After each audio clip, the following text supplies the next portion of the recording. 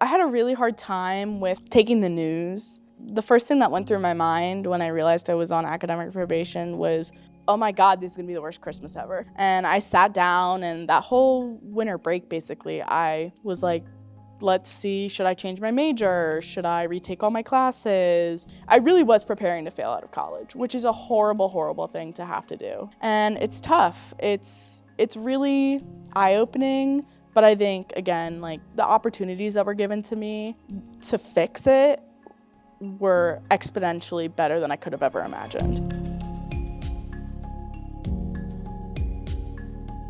I decided, I do want to stay in college. That's something I do want to pursue. And so I really kind of put my nose to the grindstone, and I used the resources that were given to me, which were great. And I brought my GPA back up, and I said, let's see if I can keep rocking and rolling with this. Let's see if we can go for another semester. And talking to Amber McLaughlin and Barry Stevens, that was really important to me. I wanted to make sure I was going to graduate on time. So I first met Faith when she was a freshman here, and she kind of, experienced some academic setbacks and some struggles, wasn't really happy with the path that she was on. And she did not view the setbacks and asking for help as a weakness. She chose to view asking for help as a strength. And it would be something that I would encourage all students to do, is to kind of change some of the misconceptions about academic setbacks and academic failure. Is that, that is not a stop and an ending point. It is a point where you can sort of shift gears and continue to grow as a student, as an individual, and I think that's what she's been able to do. So surprised I'm going to law school.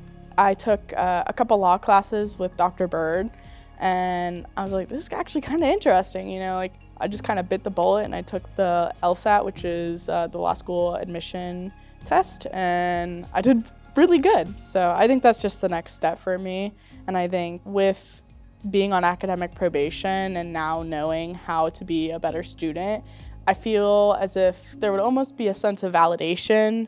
So I think success in college doesn't really have one look. I think as unique as students are, like the look of success is unique to that individual. I think for some students, maybe success is being involved in lots of clubs and organizations and being the top of their class. For other students, maybe it is managing a family and going to school at the same time. So I really think, success and what our office strives to do for students is meet them where they're at and help them to have the best journey for themselves. I tell people this all the time. It doesn't matter what for. Reach out for help, because it's better that you tried and failed than not tried at all. Being a mountaineer is about going on a journey, and finding yourself, finding other things along the way. The journey's not always easy. Like sometimes you're going to stumble, sometimes you're going to fall down, but a true mountaineer gets up, they brush themselves off, and they keep climbing. And that's exactly what Faith's done, and I think that's what a true mountaineer does.